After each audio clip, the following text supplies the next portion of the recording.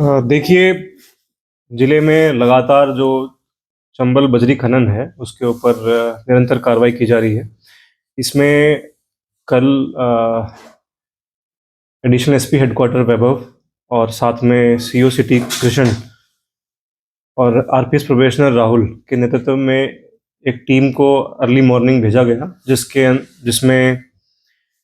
जो DSC team है विशेषतः उसके द्वारा और साथ में एसएचओ कोतवाली, निहालगंज और सदर के द्वारा खनन के ऊपर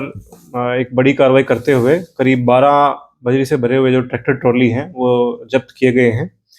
विशेषतः जो कार्रवाई पुलिस के द्वारा की गई है वो चंबल के घाटों में घेड़ भमरोली से जो छिपकर बजरी परिवहन ये कर रहे थे, वहां पर दबिश देकर जो है इस पूरे ऑपरेशन को अंजाम दिया गया है। इसके साथ ही कुछ समय पहले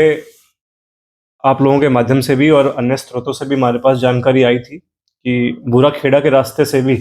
गेट भमरोली वाला जो घाट है वहाँ से कुछ लोग बजरी परिवहन कर रहे हैं। वहाँ पर ग्रामीणों की मांग के अनुसार हमारे द्वारा एक चेक पोस्ट भी जो है 24 घंटे वो स्थापित की गई है, जो निरंतर प्रवेश जो सिटी की तरफ जो भी खनन करने के ट्रैक्टर भागते हुए आते हैं उन पर रोक लगा सकें। तो इसके लिए जो डीएसटी टीम है वो उसका विशेष जो योगदान है आसूचना संकलन में उनका रहा है। साथ ही मैं आपको अवगत कराना चाहूँगा कि पिछले वर्ष की तुलना में 2025 में 2024 की तुलना में करीब 32% अधिक जो है हमने खनन के विरुद्ध जो है कार्रवाइयाँ इसमें की हैं, जिसमें आप लोग देखोगे कि करीब 414 प्रकरण हमने जो है वो बनाए। उससे पिछले वर्ष जो है 314 के आसपास प्रकरण थे। तो हमारा एक मैसेज हम दोबारा से जिला पुलिस की तरफ से देना चाह रहे हैं कि बजरी खनन में किसी की भी मिलीभगत हो या कोई भी उसको करना चाह रहा हो, उसको हमारी धरपकड़ और जो रोकथाम के अभियान हैं उससे हम उनकी जो मंशाएं हैं उनको नेस्तनाबूद कर देंगे और किसी भी सूरत में अवैध जो खनन है उसको नहीं चलने दिया जाएगा। ठीक है, आप लोगों ने देखा होगा पिछले कुछ समय में ही अभी इवन नववर्ष के दौरान में भी 3 ट्रक हम जो है अभी तक इस तरह से जो कुछ ना कुछ छुपाव लेकर, जिसको स्कीम बोलते हैं, मेरे को पता लगा वो कि स्कीम के जो ट्रक वगैरह है वो बना के लेके जाते हैं, ऊपर गिट्टी या डस्ट डाल देते हैं, नीचे उसमें बजरी होती है। तो ये जो कार्रवाई है ये निरंतर चेकिंग से भी पकड़ी जा रही है और आसूचना के आधार से भी। 3 बड़े जो ट्रक ऐसी योजनाएं थी वो हमने रिसेंटली पिछले 10 दिन में भी पकड़े हैं। आगे भी हम लोगों ने एक और वॉच टावर भी हम प्लान कर रहे हैं, जिसके थ्रू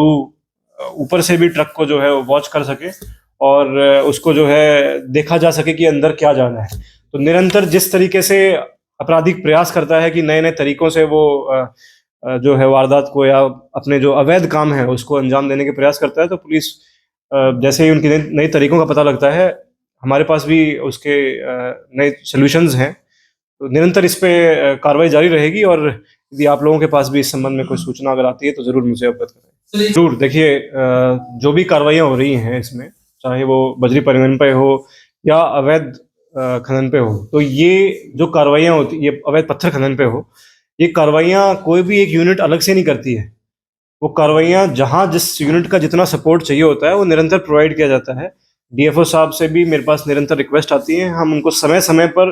रिक्वायर्ड जो पुलिस सपोर्ट है वो देते हैं। और यहाँ पर भी जो सरमथुरा है, आंगई है, कई सारी कार्रवाइयाँ एक साथ भी की हैं और आगे आने वाले समय में और अभियान के स्वरूप में हम इन दोनों ही क्षेत्रों में, जैसे आंगई और सरमथुरा आपने इंगित किया,